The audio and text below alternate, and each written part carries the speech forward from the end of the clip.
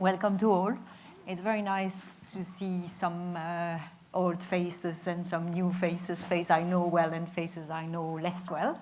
And thank you all for coming.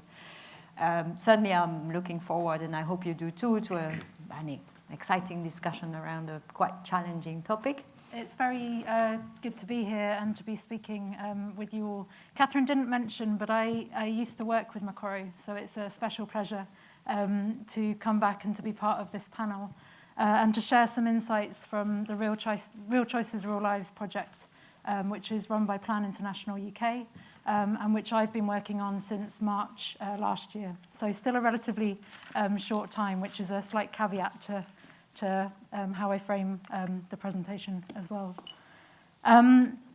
Just to give an overview of what I'll speak about, as Catherine mentioned, I'll give a bit of an introduction to the study, and then talk a little bit about the kind of qualitative approach that we take, before turning then to thinking about some of the opportunities that this type of evidence provides, but also some of the challenges in terms of how we use that from a practitioner kind of Plan is obviously an implementing organisation, not a research outfit, and how we use some of that evidence in terms of our wider work. I should say that although this is about the stories behind the numbers, I won't have time to go into the stories, but hopefully some of those insights will come out through our discussion. And before I begin, again, just to note that, of course, qualitative evidence methodologies are used more broadly across Plan's work, so in other pieces of research, and also in kind of the monitoring and evaluation of Plan programs. I won't be speaking about those, and I'll be focusing specifically and exclusively on Real Choices, Real Lives. That's partly reflective of the fact that it's my sole role, my sole piece of work, and I tend to be fairly blinkered in focusing on this, necessarily. But also because I think that this research project is really quite unique, given that it is not focused on Plan interventions or on interventions at all, but it takes a broader view.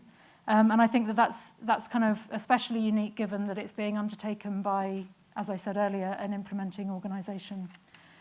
So just to kind of introduce Plan, for those that are maybe less familiar with us, we're a children's rights organisation, and we work to promote and protect all children's rights. But we have a particular focus on adolescent girls, and that's in recognition not only of the fact that adolescence has kind of historically maybe been overlooked, but also reflective of the fact that in many contexts, girls' and women's rights are often the least recognised. As a federation, Plan seeks to kind of work towards transformative gender change, so looking to address the underlying drivers of gender inequalities.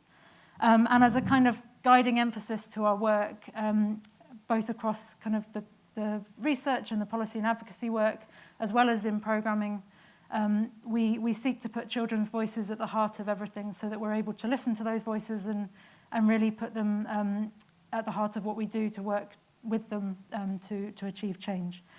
One last thing before I get into things. I'm very glad that my colleague, very close colleague, Jenny is here, and Jenny hopefully will have lots to add, particularly about the stories that we see during the discussion, as she's been working so closely on this over the last year. So, kind of thinking about within the Plan context, to talk a little bit about what Real Choices, Real Lives is. And so I'll provide a short summary just of its rather long history. Real Choices, Real Lives is a longitudinal study, and it's tracking 142 girls, although that number's obviously fluctuated at points across time, from across 9 countries, and from when the girls were born until they turn 18. So all of the girls in the study were born in 2006, and our first reports were produced in 2007. And the study will run until 2024 when they turn 18. So this year they're turning 13, which is obviously a very interesting point in their life course. The study, kind of just by way of background, it used to be part of Because I Am a Girl, which some of you might have heard of, and the evidence from this study used to feed into the State of the World's Girls report. kind of to bring life to some of the statistics that were being presented from other evidence. However, since the end of 2015, the study has been a standalone research piece, which obviously is very exciting, but it brings different demands in terms of the type of evidence, and in terms of how it's framed, and in terms of how we then use that evidence. So as the map shows, the girls are from across 9 countries, and there's huge diversity in those countries, not only kind of between 3 different regions, but also within those regions. So in Latin America and the Caribbean, the girls are in the Dominican Republic, Brazil, and El Salvador. In Africa, we do research in Togo, Benin, and Uganda. And then in Southeast Asia, Cambodia, Vietnam, and the Philippines. So the diversity is fascinating, but as I'm sure you can appreciate, it brings a lot of challenges in terms of how we assimilate and make sense of the data that we have. In all of the countries, there are between 10 and 20 girls forming part of this cohort. And the girls are all living in contexts defined as being poor, in line with country metrics.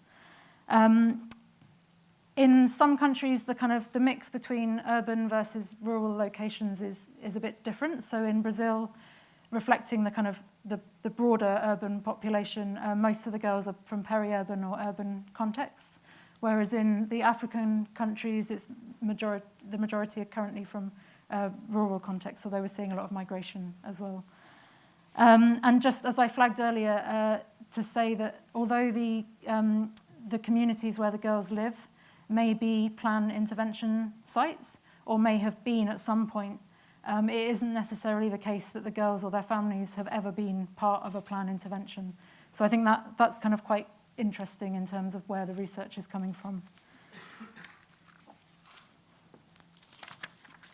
And I'll come back to some of these points kind of in thinking about issues and opportunities.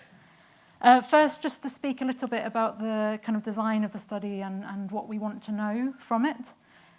So we base the research on 2 kind of intersecting frameworks. The capabilities approach to try and identify what opportunities are available to the girls, and whether and how those are realized or not. And then the social norms kind of perspective and framing informs our kind of analysis, as well as the methods that we use. And trying to understand, as Catherine pointed to, this kind of process of change and in relation to social norms. The methodology for the study has remained consistent since the beginning, since 2007, and it's based around a core qualitative approach, which draws on in-depth interviews with the family caregivers, and that can be the mother, the father, or an aunt or grandmother.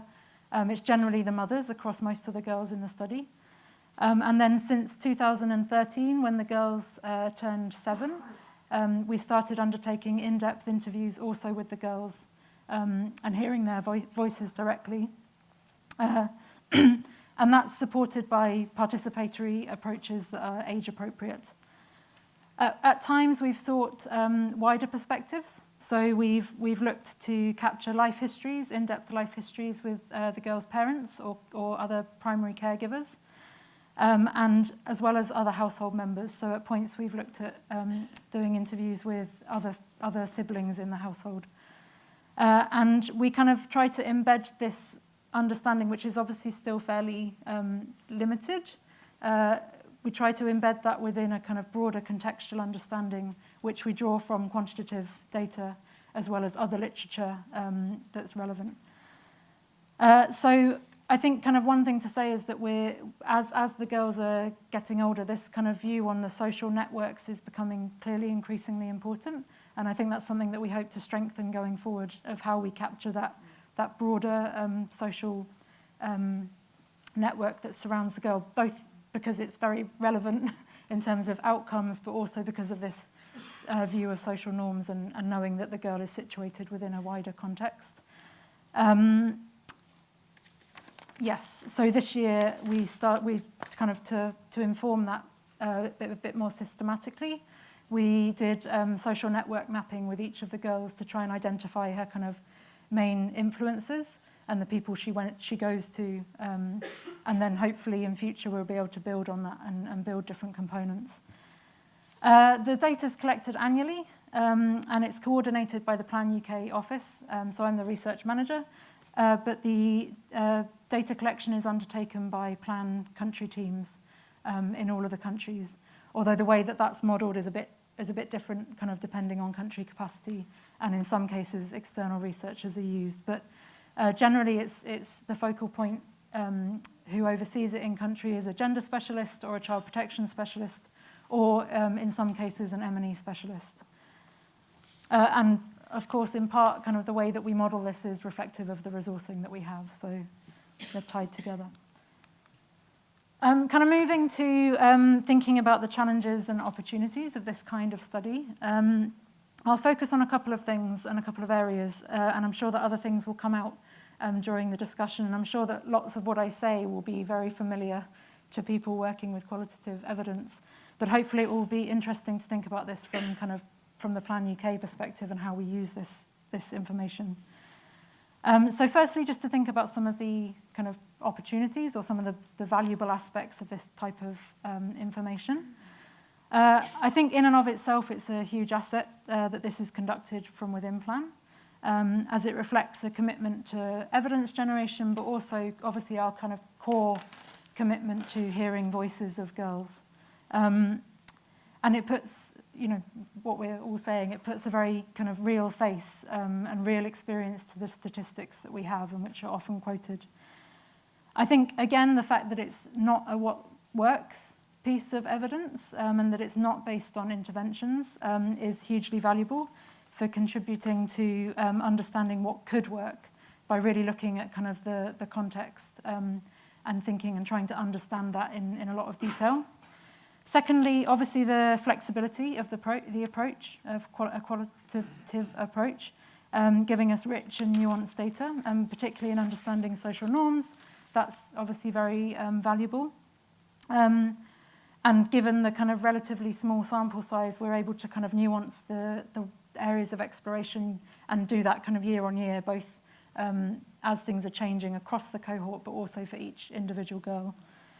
Thirdly, in terms of the focus, I think what makes it so rich and so unique is that it is focused in depth on girls' experiences and across a broad range of areas. So although it began as kind of a study that was more investigating issues related to MDGs, it's evolved and it now takes a much broader look at different themes, education, health, household economics, and how those interrelate with kind of more nuanced and softer things, so to speak, as attitudes and aspirations. And I think our most recent analysis that we're still working on very intensely from this year really highlights the value of the longitudinal view. And we've been looking a lot more at kind of exploring where this gender reproduction and gender socialization process doesn't kind of happen perfectly and where there are kind of glitches, and girls are seen to be pushing against wider stereotypes and the wider gender norms. And I think we're not proposing that what we say is new, but the value of having 12 years of data and being able to see very tangibly how that process fluctuates and changes and it isn't linear, that there are kind of, it's a back and forth with the girl saying at one point things aren't fair and then kind of seemingly accepting things a bit more the next year. And it's very interesting in being able to see how that process actually happens. And then kind of from that being able to point to interventions and areas where that process can be supported based on evidence and based on the stories, I think is hugely valuable. I think I'll kind of run through these. I know my time is a bit short, but in terms of thinking about some of the challenges, again, these won't be new, but for Plan, it's difficult in terms of our wider influencing work because the numbers simply aren't considered to be convincing enough when we're talking, particularly from Plan UK to DFID, having 142 girls, and when we break it down to each country, that being a fairly small number, simply doesn't carry enough weight in the policymakers' eyes. Related to that, kind of the value, but the simultaneous challenge in terms of the scope of the study, both geographically, but also across broad themes, I think makes it quite difficult to pull out enough evidence on, for example, education or something kind of more narrow that we can then present kind of credibly. And in terms of kind of the way the plan works and the way that the sector maybe works, I think the pace at which this research is happening isn't in line with kind of the pace at which priority countries change, priority policy areas change, and then for plan, the kind of country programming portfolios are constantly evolving, and so trying to get our evidence to be able to inform our own work, let alone kind of anyone else, is very difficult. And kind of I think the wider emphasis, although I think it's a valuable thing of our study, but the wider emphasis on what works and on looking at interventions and evaluating those, I think makes it very difficult for us to place our research and say why it's informative in the longer term. So those are challenges. I maybe can save some of the kind of ways that we hope to address those challenges for the discussion, or shall I point to them? Just point to them. Okay. So we're looking at the way forward. We've got 5 and 6 more years of the study to go, and we're looking at kind of how we can take this forward, how we can use what we have to better effect. So this year we've taken a very case study focused approach. So rather than claiming kind of to try and say something broadly, we are looking at the data very deeply. We're looking at how we can embed the evidence that we have, kind of move away from DFID UK, but look at how we can embed the evidence in the country level policy and advocacy work and in their programming. And we've seen from some analysis done in Togo and Benin of violence dynamics based on this evidence that was really useful actually in supporting the kind of, it wasn't formally done, but informally kind of supporting the development of a next phase of a violence program. And then looking at kind of how we can bolt on things to the research, both in terms of expanding the social influence kind of consideration and looking beyond the girl and her family, to potentially doing more thematic studies, even if that's only in a handful of the countries, to also then thinking about, and this is harder to make a cell for plan, or maybe I feel it is, but seeing this maybe as a methodological kind of testing ground, so to speak, so that we could try new methodologies, new participatory approaches, peer-led research with the girls or something, and see it in that sense so that we don't try and kind of make policy claims and programming claims from it. It's a bit harder to push for that and justify, but that's a potential thing. So those are lots of issues and options, and it would be great to discuss further. Thank you, Lilli, and it's incredible. A number of the things that you said are so familiar in many ways, but in a completely different way. So it's really, really fascinating. I'm going to wander around a bit, if that's okay. So this comment, we like foreign visitors. They remind us of our children living abroad. What do you think that might speak about? What's behind that, do you think? Any ideas? Any ideas? Yes. And in particular, Moldova, which is a country rapidly losing its population, a country of older people and a country of women. And for the last 6 years, I've been a trustee of Age International, part of the Age UK group, and a member of Help Age International. And one of the questions that we had as a board was, what was the difference that our core funding was making year on year made into Help Age and its work in the different country offices? So we decided to use a qualitative evaluative approach, me and another board member, to work with the Help Age Moldova team on pulling together a qualitative analysis of what difference Help Age had made in Moldova for older people. So this is partly the story of that, but I've gone on to use that method, which is adapted contribution analysis, case study use, sense making, a lot of different approaches, but customized for different challenges of monitoring, evaluation, and learning. So the second half of the presentation looks at how we're trying to bring that approach to a very different beast, which is the Foreign and Commonwealth Office investment through the Conflict, Security and Stability Fund in North Africa. So you've got a small NGO and then a damn great government beast, and yet the same qualitative approach. So how do you tell a story of change when there's no MEL system? This is certainly the case with the Foreign Office work. Or when the MEL system is focused on individual projects and doesn't really tell you about the sum of the parts, even if they're greater or less than.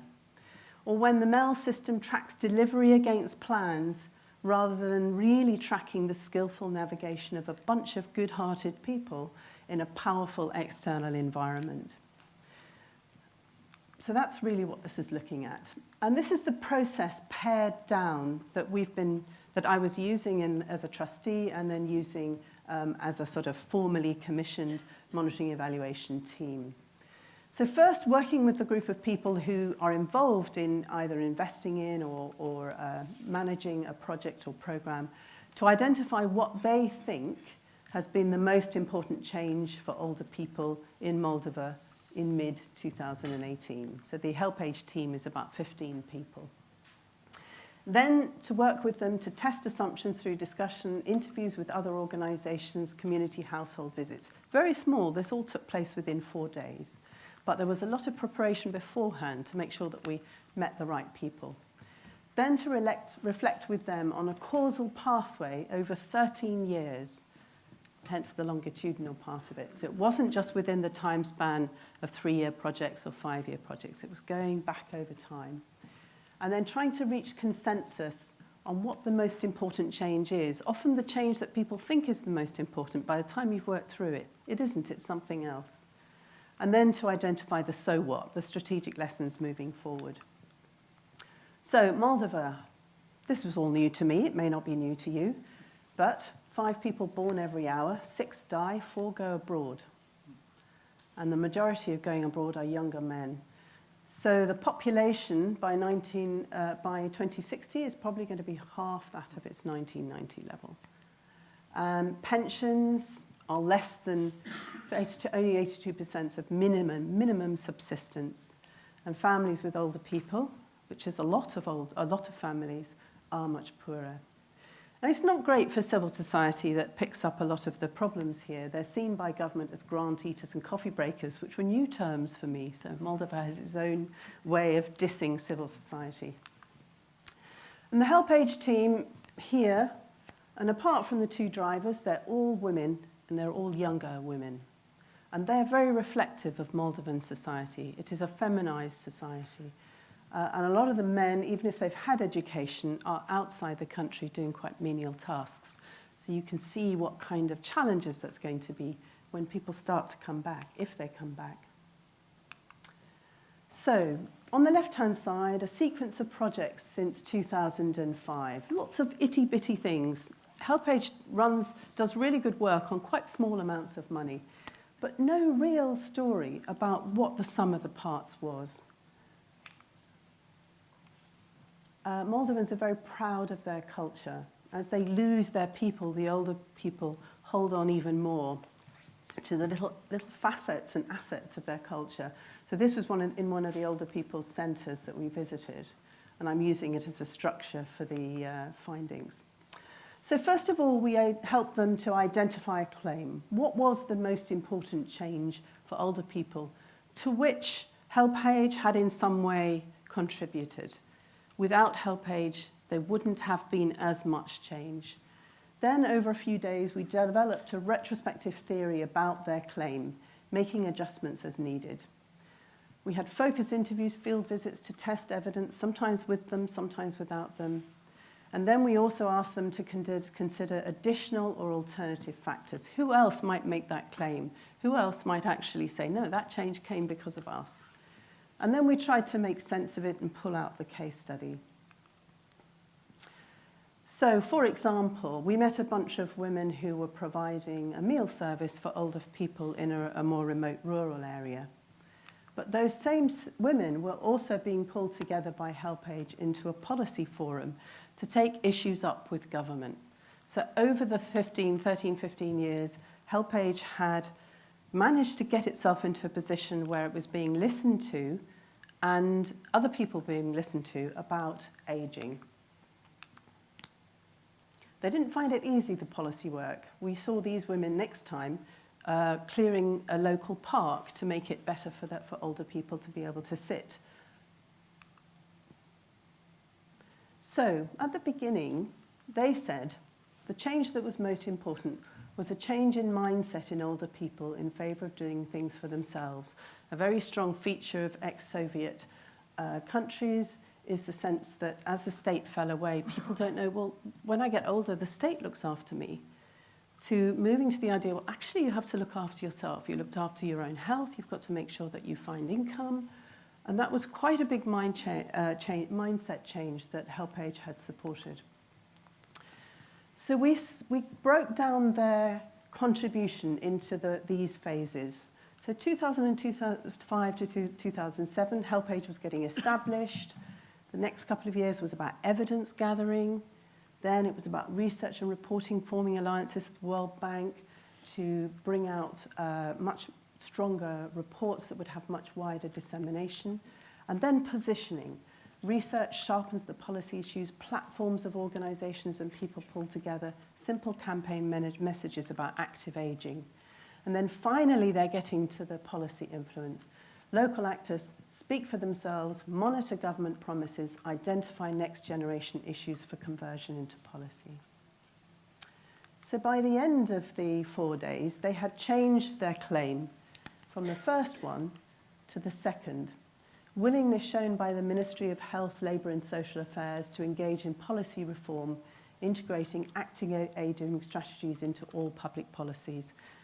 Why? Because they realised that change was already happening, and one of the causes of that change was the way in which older people were beginning to behave differently, to become more assertive, more demanding, to bring their issues out into the public area.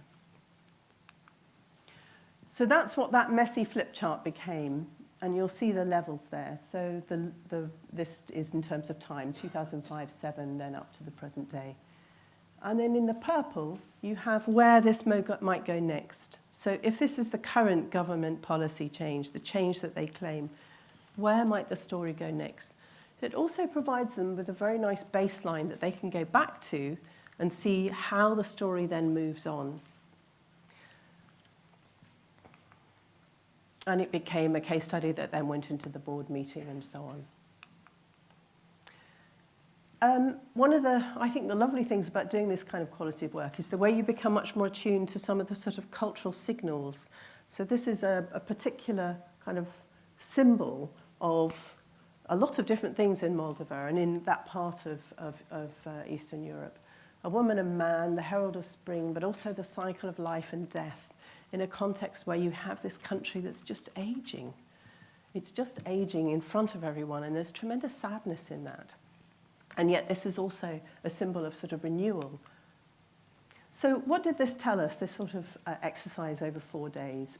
Individual projects test approaches, build credibility, attract other resources. HelpAge Moldova's links with a wider network in the HelpAge International Network helped increase their credibility for influencing on a shoestring budget. We're talking £150,000 a year. But projects and network alone are not enough to achieve exponential impact. It's a very difficult political environment, and the thing that impressed us most was that within the team there were a couple of people who'd been there for 10 or 15 years. They had the institutional memory, and they were also political scientists. So they were pretty savvy negotiators and navigators of the space. They had lined up relationships way beyond the relative size of the organisation. And that had enabled them to capitalise on opportunities and engagement, new models of resource mobilisation, although, you know, some hard choices coming up. So from a board point of view, it was clear that the core funding had been really important for that. And that was part of trying to show through a qualitative approach that the board needed to maintain its faith in core funding, even though at this point in time, core funding for all charities is going down. It's really, really tough to maintain that. The other thing to say is it was very motivating. The Molderman team had felt they were maybe going to have a kind of more hostile evaluation, but they came away much more open about the things they needed to think about, but in a way that they owned. So the other thing about the method was the sense in which it empowered them to take forward the key learning. In the last couple of minutes left, just to say that exactly that approach is now something that we're trying to use much more widely in CSSF funding in North Africa with the British government. CSSF funding is a bit funny. It sort of uses a lot of, it's supposed to be quite political. It's supposed to be about short, sharp funding to enable UK influence to really go much further by influencing others in the decisions they make and the resources they use. But the MEL system that they've been asked to work to is a very old-fashioned, inflexible system. Not even really learning from all the learning that DFID has done differently on thinking and working politically. So part of our job as a contracted-in MEL team is to help open it up, make it more creative, make it more thoughtful. So here in northern Morocco, there's an anti-radicalisation programme that's being implemented by DIA with UK funding. It's been quite fractious, difficult, not much coming out of it. So we applied exactly the same contribution analysis approach. The team worked together on trying to work out what was the change that had already happened, what were the pathways for it. And then that was then developed into a more systematic kind of analysis, which again forms a baseline for the team from which they can go back and see what progress comes next. And then the case study itself. And we aim to have about 10 case studies from North Africa over the next year, which then allows us to bring in other qualitative methodologies for sense-making, comparative analysis, and so on. So I think final point is there's so much in people's heads that just the quantitative approaches just don't really get at. And just the kind of, they don't have to be very expensive, but kind of short, well-used qualitative approaches just give so much more and allow for much more growth and learning in these complex processes that we're part of. Just to say thank you to Nigel Simister and Intrac for the contribution analysis notes. I know it's John Main. I know there's a kind of purist approach to contribution analysis, but my final point is these approaches just need to be adapted all the time, and we need not to be too purist about them. Okay. Okay, thank you. My name is James Copestake, and it was very good for me to have to sit and listen for an hour when so many things were being said that I really wanted to. Not critically, but so many things in common, which I think will echo with some of the things that I want to say. I'm going to really just talk you through a story which has been a big part of the last 5 or 6 years of my working life. And let me just check from you, before this seminar, or before Catherine mentioned it, how many of you had heard of the Qualitative Impact Protocol, the QIP? Okay, this is a bit of market research for me, about a third. That's pretty good. But so it also helps me calibrate how much I am going to explain a little bit what it is, but which will be difficult in the time available. Secondly, just a completely random other question. How many of you have employed or reflected on the idea of middle range theory? Wow. Okay, I was thinking about middle range theory a lot as we were listening in the first session. I'll come back to that a little bit later. Okay, I'm going to move on to another slide if I've got someone who can... Oh, it's here. Okay, no, it's fine. That's fine. Okay, so I picked out 2 arguments to share from the work I've been doing over the last 5 or 6 years. The first one, picking up on the theme of the seminar, which is how do we integrate quantitative and qualitative approaches to impact evaluation more? And that's not just doing a qual study alongside a quip study in some complementary way. It's thinking about qual and quant ways of thinking are embedded within the same research. Okay? So that's one question I want to say something about, and I'm sure Gary will have something to say about that as well. And then secondly, what has come up already big time, I've become particularly interested in this idea of how impact evaluation can be used as a deliberative response to complexity. In other words, evaluation as a way of creating some discursive space, whether that's within plan or it's between a commissioner, a donor, and a local implementer.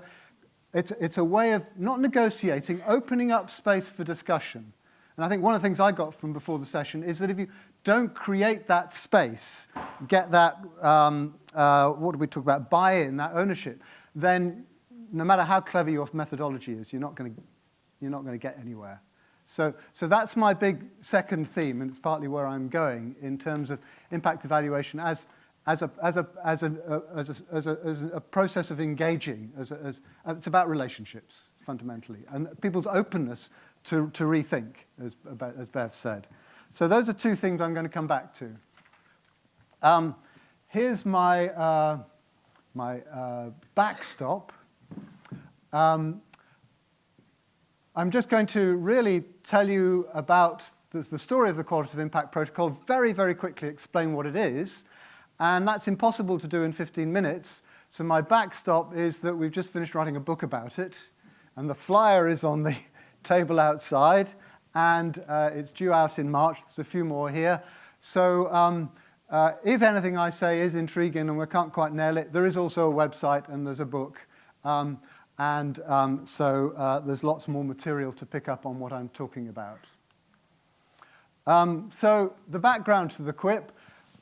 In 2011, partly because I'd been engaged in slightly unproductive debates about the limitations of randomized controlled trials as impact evaluation methods, I applied for a research grant to DFID and the SRC and was successful to design and test a qualitative evaluation tool. So it was research, it was action research to test a qualitative tool, building on some things we'd done in a previous incarnation.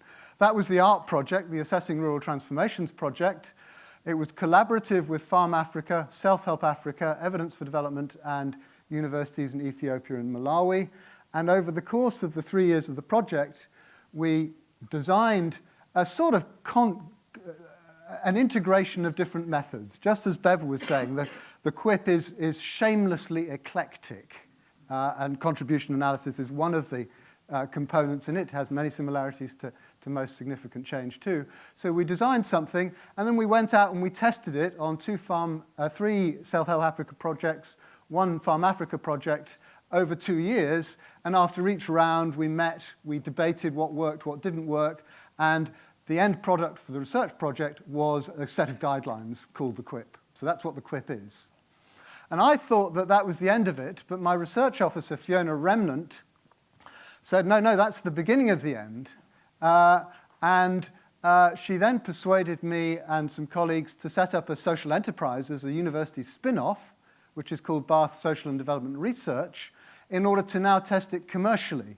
So it's one thing to do this with a nice, juicy grant from DFID. It's quite another to do it in the cut and thrust of winning funds and being commissioned to do impact evaluation out there in the commercial world, competing with people like Intrac and Mokoro. We don't compete, of course, but so what I'm actually going to really say is reflections on not so much the original design work, but the 3 years we've now had out there in the marketplace doing QIPs, and we have done, at the latest count, I think 25 studies in 14 countries. So your point about how you find local partners to work with, one of the principles of QIP is local research is done by local researchers.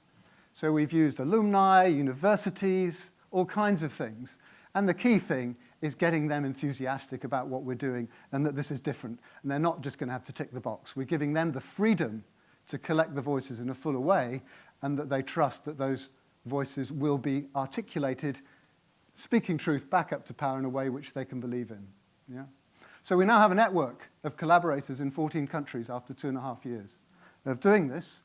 And so it was logical to carve out some space and write a book about some of the case studies of what we've done, okay, which is where we're at. Okay, so there we are, there's a list. And we started out particularly working on complicated climate change adaptation projects, Farm Africa working in Tigray. We worked on value chains. Slightly improbably, we ended up doing a deep dive for Diageo on its barley procurement chains in Ethiopia.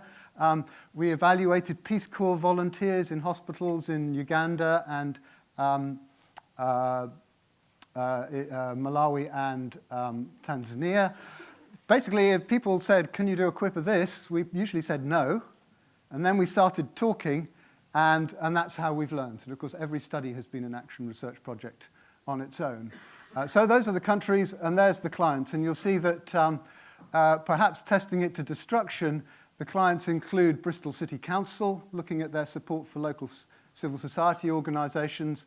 And it's not there, but Frome Town Council in Somerset also commissioned a quip. So now we're trying to generalise and learn lessons from what we've done.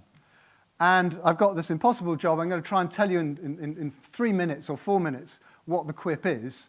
And it's going to leave you with more questions than answers. But it'll give you a flavour, I hope. And that will also echo things that we've been discussing already. Firstly, it's a shameless bit of branding. It's a flexible standard because branding means that hopefully it makes for clarity about what we're talking about. The quip isn't just qualitative research. It's a very specific set of guidelines. And of course, we want to improvise around those guidelines, but we start with a standard framework so that there's clarity about what it is we're doing. And the quip, in a way, and it's very heretical, was an attempt to reverse engineer good social research methodology in a way that made it more transparent and comprehensible to people who haven't done qualitative research methods courses in their back history. Absolutely critical, we start with a standard. People say, can you do a quip? If there's one thing I've learned, it's that process of deliberation in the design phase is critical. If people don't get the ownership, if they're not convinced that this is a legitimate and credible test of what they think they're achieving with their project or intervention, then you're not going to convince them further down the road. Of course, the commissioners always want the study to start tomorrow, and they're never willing to put in the budget enough time to actually talk through what you're trying to do with enough stakeholders that it's internal. Yeah? And I think one of the things about Plan for me was that internal ownership, creating the space within the organisation so that people will listen more. And those stories that you obtain will be taken seriously as a challenge to the mid-level theory, the narrative that the organisation holds as being what it's about. So that's number one, and it's absolutely critical. Secondly, we start with outputs. We start with changes in people's experience of their lives, well-being, domains, and we drill back to, okay, you say that your food production has got higher. Why? That irritating 3-year-old child's question, you know? We drill back to the drivers of change. So we always work backwards, from outcome back to the drivers of outcomes, using a standard semi-structured questionnaire and focus groups. So that's like outcome, harvesting from multiple domains. You can narrow the conversation a bit by choosing which outcome domains to start with. So we're not talking about everything, but then we are open-ended about where we end up. So we don't start by framing the conversation with I'm from Plan, or I'm from Oxfam, or I'm from Diageo. Thirdly, I mentioned RCTs. The attribution approach here is self-reported attribution. It's if you want to know what happened to someone, ask them. And in our heads, we have these counterfactuals. We have these sophisticated language about what would have happened if something else hadn't happened. So this is a self-reported attribution method, not a statistically inferred attribution method. The standard problem with that is, well, people will just tell you what you want to know, and we've had that already. So one of the things we experimented with doing was blindfolding our research teams. It's not always possible, but wherever we can, our research teams go into the field to talk to people about changes in their life without knowing what they're evaluating. They're evaluating what's driving change in someone's life. And of course, that means we're neutral between all the possible explanations, because our research team don't know which they're actually, what the right answer is, or the wrong answer. Yeah? Blindfolding, hugely problematic in some ways, but we've found that our research collaborators in 13 countries have always got it. Yes, they can see why we do this. We're going to get some more open-ended stories. Fourth issue, which we've also touched on, case selection or sample selection. Our ideal quip, we start with monitoring data. We know from monitoring data that certain changes are taking place, but we don't know why. We can then purposefully sample positive deviance, negative deviance, according to prior theory we've got. The cases which we think, within the limited budget we always have, will tell us most to test our prior understanding of what's driving change for those people in those domains. So case selection is something we could, I'm sure, spend the rest of our time doing. But I'm just doing this very quickly. We collect stories. Our field researchers, who are key to the whole thing, mostly anthropology or social work graduates, they write down the stories, they cross-check them against recordings if we're allowed to, and they do it in Excel, not in some fancy statistical or qualitative software. And we then pass that data to somebody else, the analyst. And the analyst will then do the classic qualitative coding. They will read through all the narratives and start coding different drivers of change that have been identified under each domain. And we're shameless about counting the narrative, the causal claims that we've obtained through the conversations. Yeah? So again, heresy, counting rather than being true to the meaning of what the statement is in its context. So we code how many times did someone attribute a positive health outcome to being part of a women's group. One of the things in Africa, for example, we've never done a study, an evaluation of voluntary savings and loans associations, but we haven't done a study in rural Africa where VSLAs weren't cited and coded as a driver of change. Very interesting. So we do lots of exploratory coding, which is classic. We also unblindfold the analysts so they know what the theory of change is of the organization, and they code the causal statements we collect from people according to whether they conform with it or not. So our smoking gun, to borrow from process tracing, is where someone volunteers that, yes, it was Plan International or HelpAge in Moldova who helped me to rethink what I was doing. It's explicit but volunteered causal claims about a driver of change or a contributor of change. Sometimes we don't get the smoking gun, but people make statements about drivers of change which are consistent with what the organization claims to be doing or hopes it's doing. Those are sort of implicit. So we code those, and we found that cost effectiveness, we need to have a method which is both exploratory, which is going to reveal the unexpected in complex cases, but is also confirmatory, because usually part of the motivation for the commissioning is to check whether we are achieving what we think we are, to confirm or disconfirm. Two more things to say very quickly, and then I'm going to go back to my two key sell points because I realize time is very limited. What do? We've got all this text from typically 24 interviews with individuals and 4 focus groups, often 2 clustered samples across a data set, a population for which we have monitoring data on change, but not causation. What do we do with all that data? Well, we code it, and then we count the codes. The confirmatory codes, how many smoking gun positive claims do we have that this is influencing my food production or my inter-household relationships or whatever the domains are that we're looking at. We code inductively, and then we export it all in a flat file from Excel into a nice business analytics software, and we produce lots and lots of charts. So we're shamelessly putting numbers to our text, turning meaning into facts and doing all these terrible things that qualitative analysts hate. Yeah? Why? Because then we can look at it and we can eyeball it and we can discuss it, as I'll explain in a minute. And then the last step is to be very, very clear about what we're doing and what we're not doing. The qual doesn't give you a statistically significant estimate, parametric estimate, of the magnitude of the impact of fertilizer on the crop output. It tells you what causal mechanisms are happening and how many people mentioned them and how many times they mentioned them, but it doesn't give you a fully quantified picture of causation. Yeah? So it's maybe more useful in complex situations where you're not quite sure what the different mechanisms of drivers of change are. But what you then need to do is to combine it with other kinds of data. We're not talking to the project teams at all, unlike in realist evaluation, because our field teams are blindfolded. They don't distract the research team at all. So, of course, in many situations, it's done as a reality check on what intended beneficiaries are looking for relative to a process evaluation where the research team is, the project team is being implemented. So you can then confront the data against each other from the two different groups. Yeah? Or we can confront the quantitative data on change we've got with the qualitative data and what people say is happening to them in a smaller sample. Okay, so let me just now pick up on two of the points I've made. The qual-quant integration. I wish I could do this live, but I haven't quite got the confidence.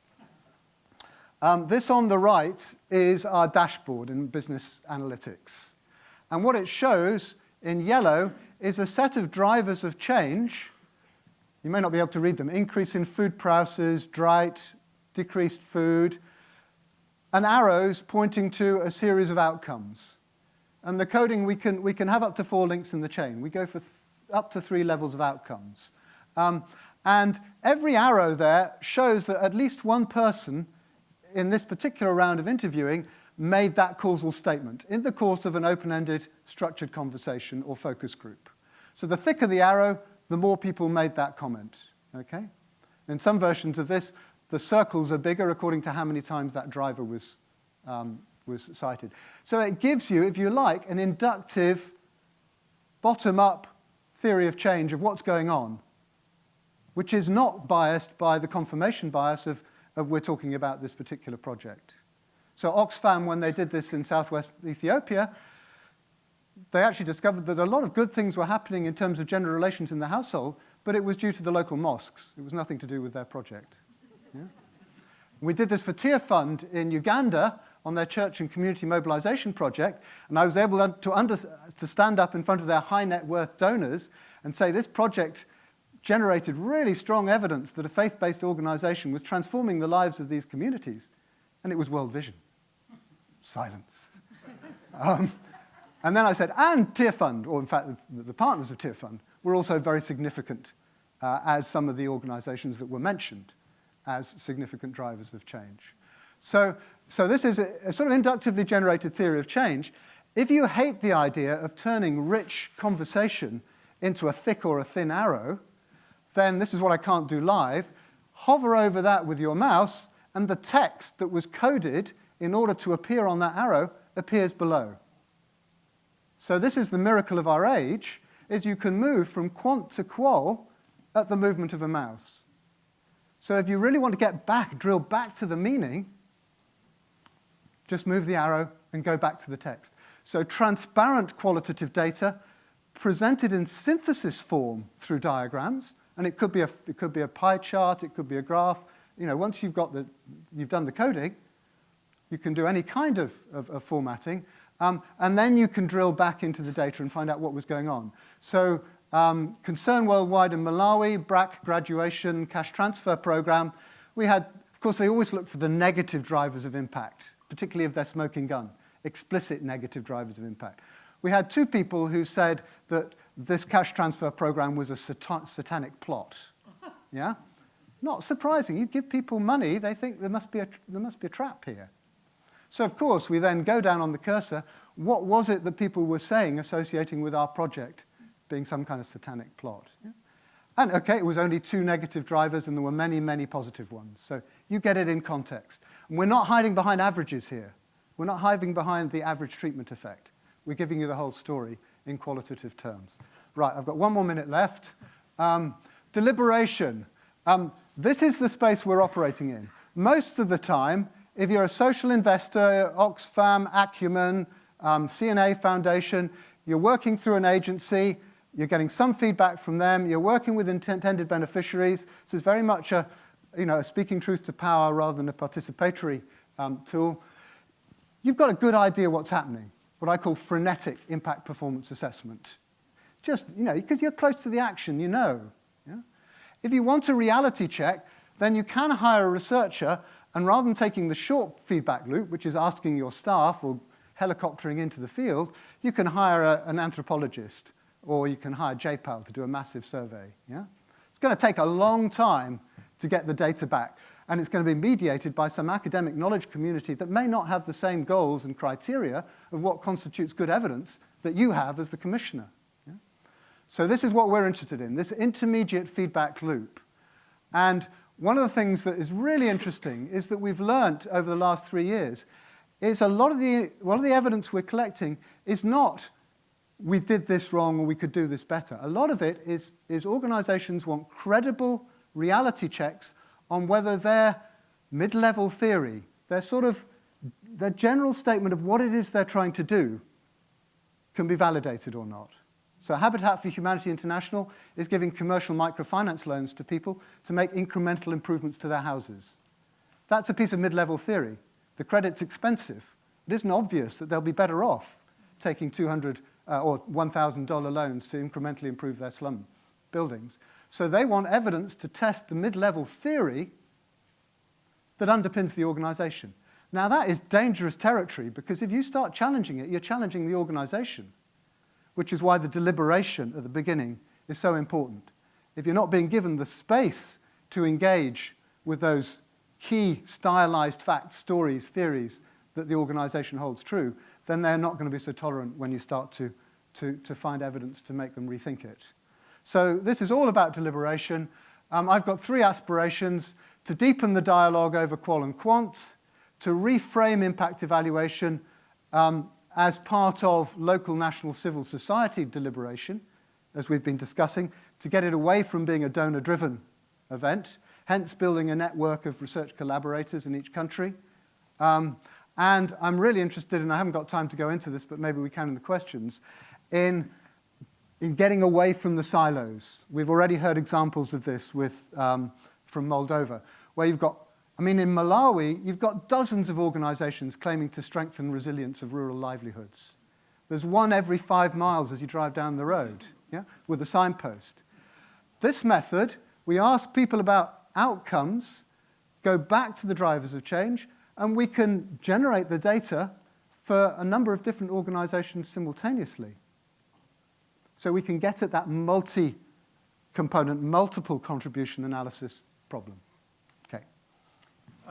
So in fact, you'll see a great deal of overlap between our 2 presentations. I think they're quite complementary in many ways. And so, but let me start off with thanks for inviting me here. A couple of caveats. One, I am not a development person, and I'm not a practitioner. So you might ask, why in the hell did Goertz get invited here? I guess we'll find out. But in an earlier period of my life, I had just been a volunteer for Mennonite Central Committee in the DRC for a couple of years, and I had a master's in statistics. And I thought about taking a career path down development studies and the like. I ended up going this other path, which is peace and conflict studies, which was one of my undergraduate degrees. But over the last few years, I've gotten back. So for me, it feels like I'm coming full circle to a career I could have had. So at Notre Dame, there's a brand new School of Global Affairs, and now I'm teaching a lot of development master's students. I'm consulting a little bit now with the German Development Evaluation Institute. And so I'm getting kind of back into this sort of earlier interest in my life. So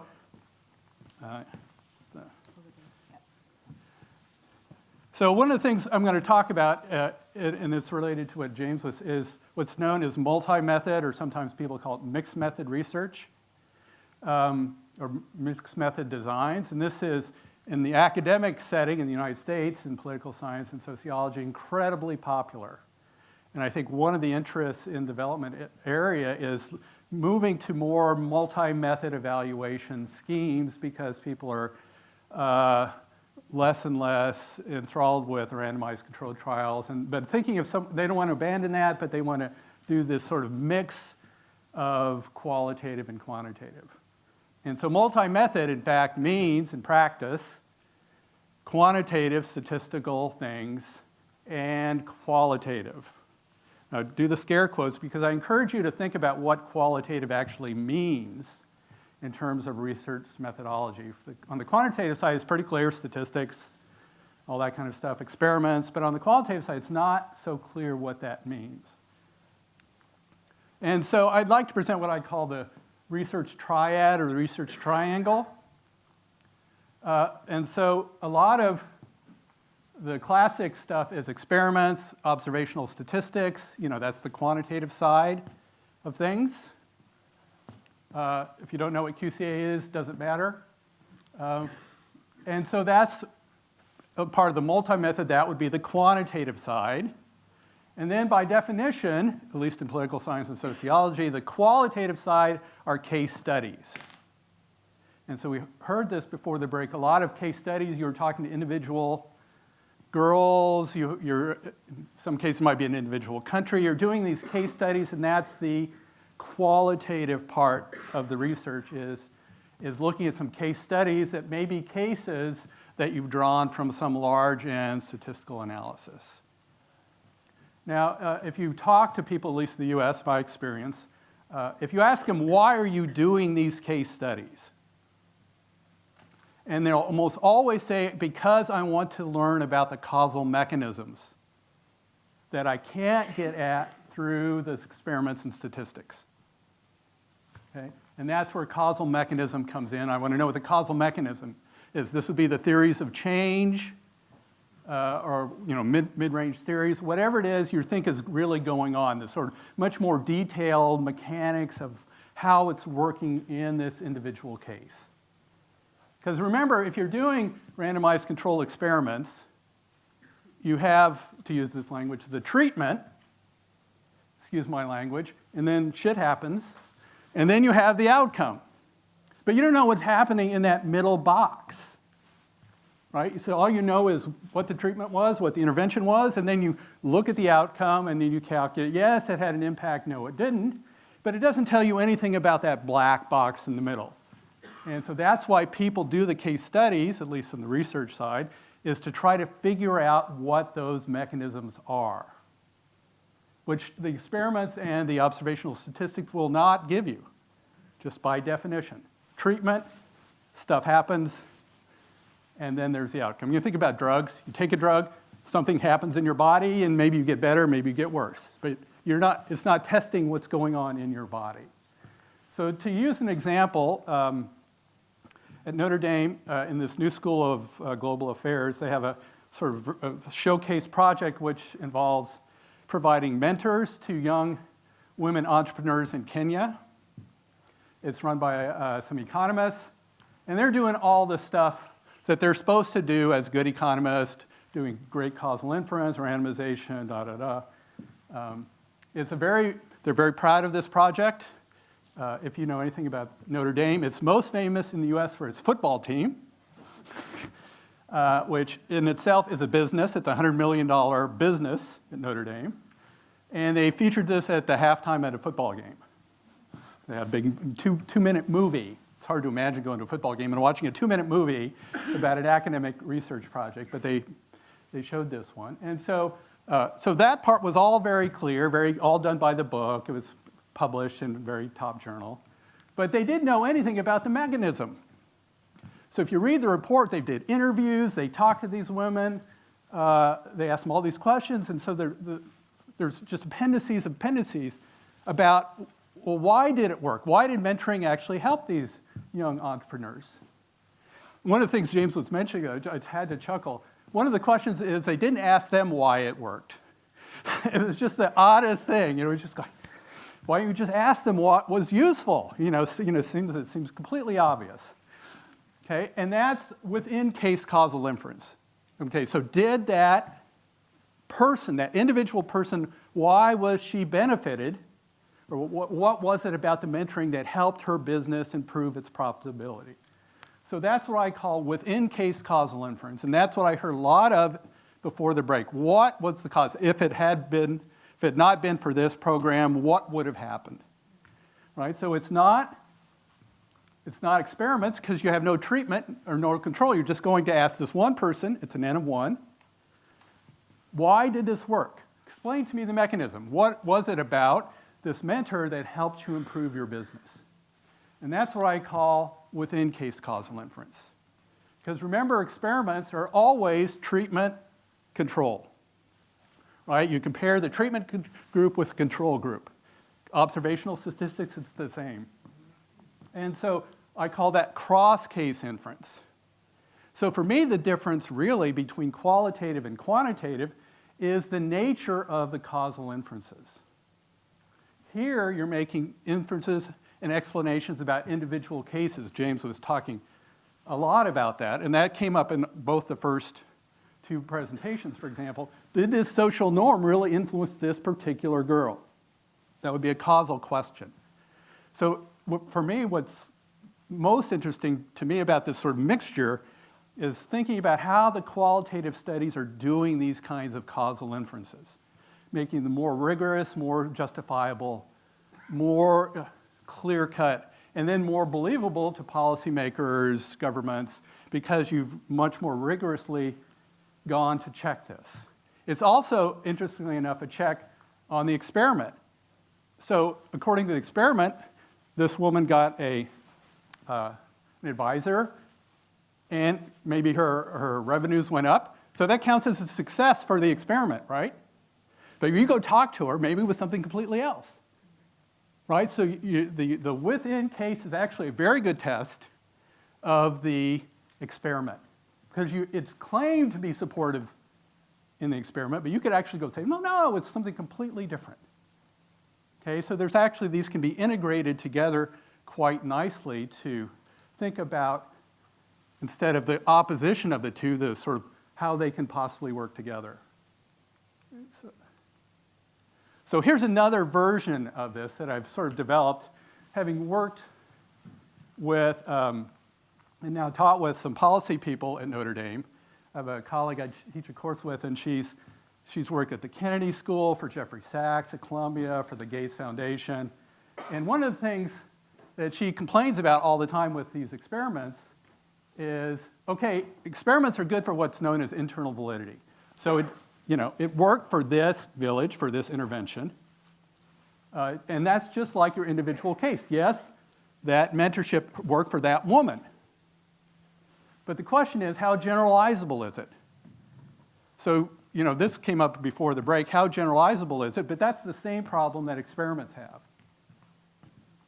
Right? And so what I like to talk about is large and qualitative research. So you've got 140 girls or whatever many. For me, that's a large and qualitative research. You have 12 case study countries. So how would you think about doing systematic, large and qualitative research that deals with how generalizable is it? Because my colleague Sarah says, I'm not going to give $100 million of Bill Gates' money if I don't know how generalizable this treatment is. Okay, and so one of the things that I think is quite interesting with the stuff I heard before the break was, how do you think about that if you're doing case studies? We talked about case selection. Which cases, like you were asked that question, why were these girls chosen? And then we had a discussion of representativeness. And I think actually representative is not the way to go. We can talk about that more, because the question is not how representative is it, is how generalizable is the intervention. Those are two quite different questions. And I think the research design for the generalization question looks quite different than if you were going to say, I'm going to choose a representative sample of something.